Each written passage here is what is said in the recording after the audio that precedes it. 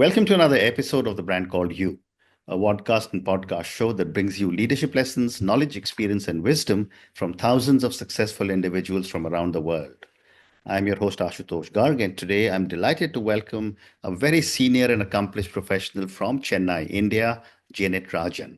Janet, welcome to the show. Thank you, Ashutosh. Thank you for having me. Thank you. Janet is the founder and principal of Growth Collective.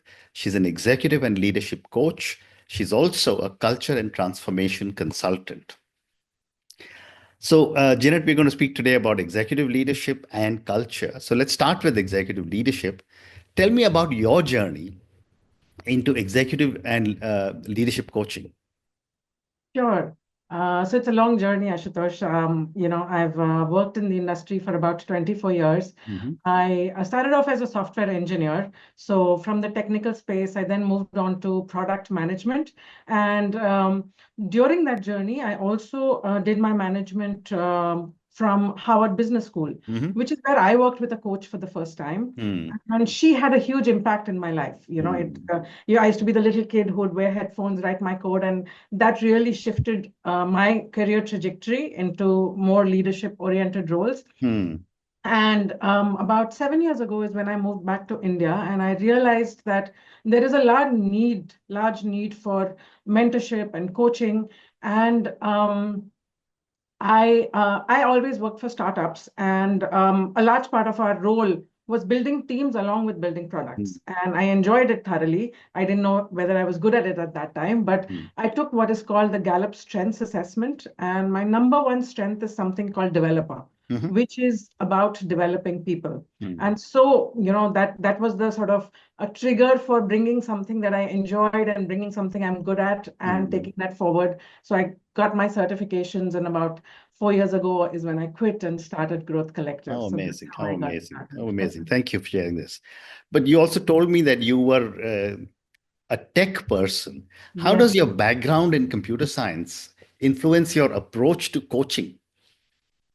It actually influences it a lot, Hmm. and if I had to pick the top three things that I sort of leverage from my technical and product management background, Hmm. the first would be design thinking. We use design thinking to figure out how to build products or how to put better processes in place. Hmm. And but it's a framework which starts with empathy. And I thought it's a very, very interesting framework to design anything, Hmm. whether it's your leadership brand, whether it is your team, whether it is your product. And so I use a lot of design thinking, starting with empathy, to be able to enhance the coaching journey or the leadership journey of the Hmm. teams or individuals I work with. The other two things, if I had to bring up, is agile, being able to iteratively grow, right? And enabling the coaches I work with to be able to iteratively build their journey. Hmm. And the last would be being ROI and data driven. Hmm. We want the coaching journeys to be actionable, right? People should be able to take action on whatever they are Sure. thinking through. For Sure. some people, it might be a shorter duration, some be a longer. So I think these are a few things Yeah. that I Great definitely response. bring. Great response. Thank you. And given the work that you've done with so many leaders, Mm, what, in your view, are some of the common challenges mm. leaders face, especially when they're going through a career transition, and how do you guide them? That's an interesting one. So, I also coach at IIM Ahmedabad, Hmm. and this is like my journey full circle, where I started with my coach at Harvard, and now I get to do it for the brightest minds in India. And here, a lot of the students, the PGPX students that I work with, are going through career transitions, Hmm. along with leaders that I work with in the corporate. I think the top challenge, if I had to sort of think about, would be balancing the strategic and the execution part of things, right? Very often we get pulled into the day to day. How do we enable them to look at the long term while being able to do the day to day? Hmm. The other part would be adaptable leadership styles. Very often we sort of look at stereotyped leadership styles or get stuck in the rut of doing things a certain way. Hmm. Whereas through coaching, we enable them to be able to hone their leadership style to the situation that they're in. And I Right. think that enables them through career transitions, because there might be crisis situations, there might be people situations, and you want to be able to adapt that. Hmm. And finally, the last thing would be, I think, being able to lead with influence versus authority. Because Right. when you're making a transition, authority may not sometimes play out well. So, Hmm. how do you influence people during that transition is Hmm. something that Very I interesting. think we leverage. Very, very interesting. And Janet, what role does empathy play in Um, effective leadership, and how do you yes. support your coaches? I think empathy is the crux of leadership, is the crux of the coaching journey as well, right? Hmm. Coming from a place of curiosity versus judgment.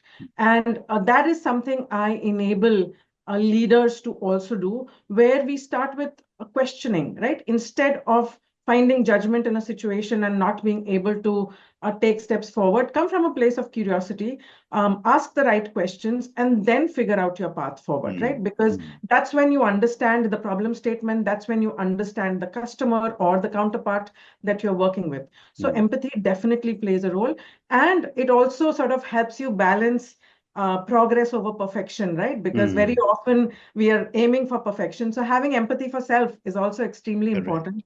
How Correct. do you recognize progress and take that forward? Hmm. Well said.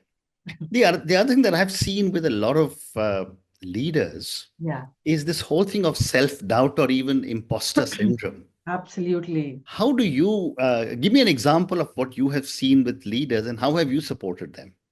Yeah, so we do definitely see a lot of self-doubt, right? And conversations within, the coaching sort of engagement versus outside can differ, where, where people want to show up as confident leaders, but they are vulnerable. They are human beings at the end of it, and they feel inconfident at certain times. And so it definitely shows up. And what we sort of focus on is a few things, right? One is building evidence of success, Mm, right? Because we don't, when we have self-doubt, we believe we are not being successful, or we are allowing others to validate our success, and that helps us feel confident. So, starting with building evidence of success for yourself, and then reframing thoughts, right? Negative thoughts or limiting thoughts, how do you reframe them? So that's an exercise we do with our coaches to reframe their thoughts. mm, And I am also what you call a Gallup strengths coach. mhm, Now, it's a strengths based approach to leadership. So instead of focusing on weaknesses, what we do is we bring a strengths approach to it. It is an assessment that leaders take, and they are mm, able to then look at their strengths, leverage that strengths. mm, And we've seen that in those journeys, people are able to actually start feeling confident in action, right? They're able mm, to take action based on that confidence. So these are a mm, few things that we do. We've mm. also seen that I think more women leaders tend to feel self-doubt and imposter syndrome versus men. So it's an interesting dichotomy that exists, but yes, definitely an area of work for all Very leaders. interesting. And the other aspect that a lot of leaders now talk about is burnout. I mean, I'm Yes. from a very different generation, and when I was working at it, I didn't even know what burnout meant. Yeah, But yeah, now there's a lot of talk about burnout. Tell me a yeah. little bit about burnout and how you, as a coach, support them. Absolutely right. I think burnout is very real. Mm, And it's the hustle culture that we all live in today, mm, right? And mm. it is a very competitive environment. Correct. People want to get ahead. People are ambitious. There are Mm, avenues. And so it sort of becomes the way of life in a mm, way. So I think one of my favorite topics is tiny habits, right? mm. How do you build tiny habits? Right. So enabling these high performers to not set goals which are really stretch goals, right? Have one stretch goal, but not everything can't be a stretch goal. So how do you tone it down? Have tiny habits that you build over a period of time. Mm, Oh, I'm not going to check my email in the morning. So email checking only happens after coffee, right? It could be mm, little lifestyle mm, changes mm, that they need to make. Also balancing intensity with sustainability. mm, Yes, we live in a hustle culture world. We have to hustle some days. You can't sort of get away from it. But how do you make it sustainable? mm, What is your energy level? How does your energy support you in that level of intensity and how might you sustain it for a longer time, right? And that can be unique to each individual. So we figure that out and we sort of help them build their own sustainability journey, and also developing a strong support system. We Mm, can't do everything ourselves. There has to be a community that supports us, and mm, that's a very large part of supporting those high performers mm. with a focus on health and well-being. I believe I mean, I Yes. myself am a Yeah, great proponent of that. So how do you balance both, having a in very your interesting. lifestyle? Yeah. I love what you told us about having mini goals or bite-sized milestones. Yes. Yes. But the other thing that, Janet, I've often seen with people is that they're high-pressure jobs, as you say, in a hustle, bustle environment. How does coaching help leaders build resilience? Mm. Now, see, resilience is that long-term being able to last out for a long term. Mm, Now, here, I think emotional agility becomes extremely important. mm, People have to build that emotional agility to be able to handle various kinds of emotions that come up during the day, mm, whether it's in the personal or the professional space. mm, That can be done through developing a growth mindset. mm, Now, you want to be able to acknowledge that failures are going to happen and success is not going to be an all-time thing, right? How mm, do you manage those emotions? How do you build that growth mindset to be able to continue to move on even when failures happen? And also self-regulation, mm. making sure that you self-regulate, are disciplined. As a kid, I can tell you I was fairly indisciplined, but I've realized the importance of discipline in the way we live our lives, right? And Mm, that, I believe, helps us build resilience, creating personal boundaries in terms of what is doable, what is not doable, and taking that forward. I mm. think that's the part that becomes important for resilience. Amazing, amazing. So now let's talk about culture and transformation, Janet. Sure. Yes. Um, Culture, the way I understand is, most people tell me is the way things happen here. Yeah. How do you approach identifying some of the softer cultural challenges an Yeah. organization or a leader faces? So, culture, if I could put it like that, it's not what's said, but it's what's lived, right? Correct. Very often we see, boards on or wall placards in Mm, offices that talk about the values, mm, but is it necessarily being lived, right? yeah, And yeah. that's what we want to focus on, that people may be talking about it, Mm, but are the leaders in the organization living it? mm, So to be able to identify these things, of course, it's a longer process. It's not a one-time thing, because we need to look for patterns. What are patterns that we are finding, which come from, firstly, listening deeply. What are the conversations that are happening? How are people responding to certain situations? What are the behaviors that we are seeing? What is not spoken, right? Because right. a lot of times we speak about things, the other times we don't. And based on our observations, then we start looking for patterns, right? Mm, Are people not speaking up? Is conflict being avoided? Is decision making collaborative or unilateral? So when we start noticing these things, our teams working in silos, even cross-cultural collaborations, right? Feedback mm, patterns, all of these, I think, play into the culture. So we look for and observe these, and then we sort of come up with sort of learning journeys for the teams or the leaders to be able to amend or enforce a certain cultural behavior for their mm, organization. mm. Great response. I've often heard from people when I used to work in organizations or when I was building my own company, this is how it happens here. So, Very true. so my question to you is, what are the biggest hurdles organizations face when trying to achieve a cultural transformation? Yeah. So that's a very interesting statement you said, and it happens in both ways, right? Human beings as individuals, we tend to say Correct. that this is who I am, Yeah. right?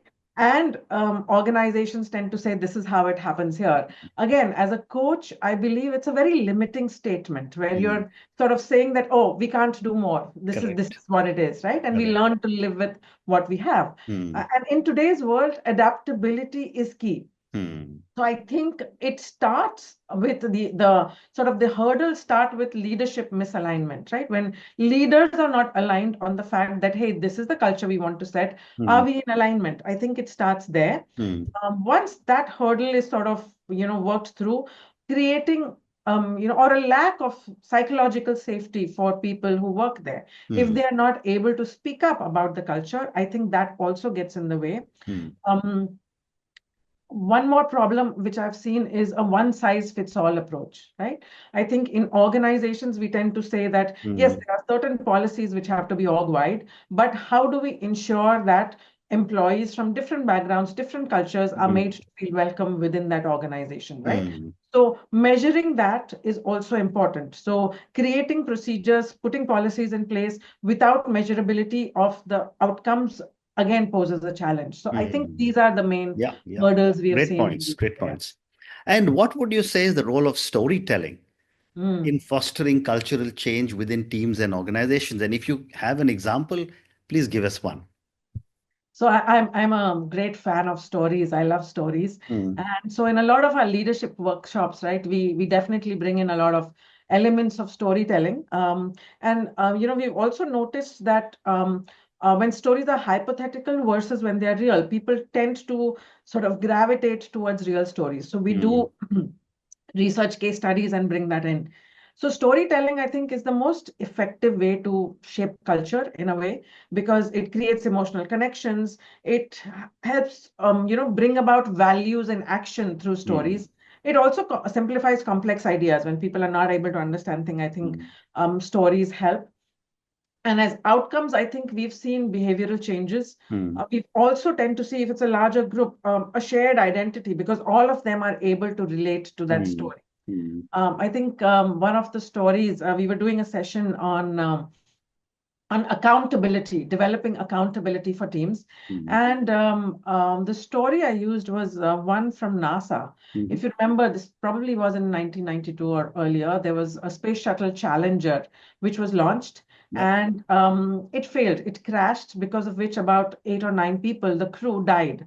And the problem statements were because certain things, the engineers, the testers, the managers, sort of played down or didn't take accountability for, right? And when Mm. we relate that story, we were asking the folks, the participants in the workshop, who do you think is at fault here, right? And Mm. everybody was blaming another role Mm. till, all of them realized together that nobody took accountability in that situation. Mm. And that's what is important. In an organization, everybody needs to take accountability. Mm. It should not be that one person who is speaking up. If you are part of a problem or a part of a solution, Mm. you get to take accountability for that. And I think that that story shifted how they thought of accountability.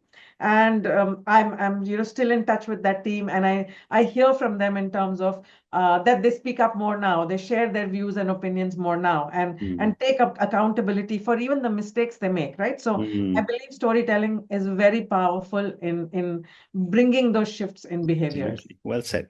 And when any organization or a group of people go through any kind of transformation, there are obviously a lot of resistance because as human beings, we love status quo or a status quo ante. How do you navigate resistance? So this is very true, Ashutosh. And when I was in the corporate as well, I've taken a large number of teams through agile transformations, various other kinds of transformations. Mm. And there are always a few people who resist change, right? Mm. People get into their comfort zones, and going back to the statement that you made earlier, that this is how we do things here, right? And Mm. if it's working well, why do you want to change things, Correct. right? So Correct. I think it first starts from acknowledgement that, okay, you're struggling with this. Let's acknowledge that. Mm. And then the second part I like to do is finding champions, right? There are Mm. other people who are willing to champion the cause. So not doing it because I am telling you, doing it because your peers also think it is important. So I Mm. think people are more willing to listen in those environments. Mm. Providing psychological safety again, where people are able to speak up in why they are resisting it. How is it going to get in their way, right? Right. And what might be challenges we can help them with. And finally, also trying to tie it into their own personal goals and journey Mm. within the organization. Mm. How will this change help them? How will this transformation enable their journey? I think, what is in it for me is something a lot of Correct. employees look for. And Correct. all of this starts with the leaders themselves modeling the change, right? Leaders need to be able to showcase that they are invested in the change, and only then can they enable others to follow suit in that change. So leading by example Yeah. again becomes important. Well said. Janet, I have time for two more questions for you. Sure. How do you incorporate human-centric approaches to design and implement transformation strategies? Yeah, this goes back again to my love for design thinking. I think it starts with empathy. So we do a lot of design thinking workshops. We do employee journey mappings when Yeah. we sort of look at transformation strategies. We do, we bring in things like leader interviews, focus groups to be able to understand empathetically what the problem statements are, right? And only then can we create solutions which are meaningful for the participants. So we do incorporate those steps where we are able to create empathy. And then we like to co-create with the organization because Right. I believe they know their challenges best. And so how can we enable them by understanding the challenges that they think exist?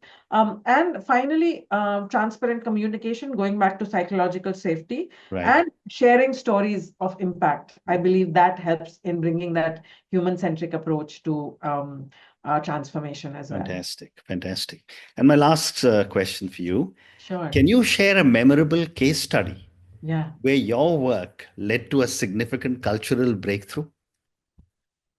Cultural breakthrough. Yeah. So there's this organization we've been working with. It's a longer term journey. Their headquarters are in Europe, and they have an office in Bangalore. They recently started an office in Hyderabad. And I love organizations like these, right, where they believe that their cultural changes should follow through to each employee everywhere, right? And Hyderabad, as a new office, did not have any of the existing people at the office. And so to enable the culture, they brought us in to say that, hey, how can we take that culture which exists in the existing offices, which have been around for many, many years, Right. right? Right. So it was a very interesting problem statement where the culture existed but needed to flow through to another office that they had set up. And again, we started with design thinking based, user interviews, leader interviews. We did focus group discussions. We went through their manifesto of values, cultural nuances, all of that. And based on that, we created a program for every new person coming into the organization, right? To sort of immerse them into the culture. It's an ongoing program. It still continues to happen. We've been doing it for a few months for all the new joinees that can take that culture forward the day one that they start, right? And I believe it's been able to get them started, kick-started very quickly because now they understand the culture from the go-get. Right. And the way we do this workshop is not focusing on the theoretical part of it, but how should it show up in action?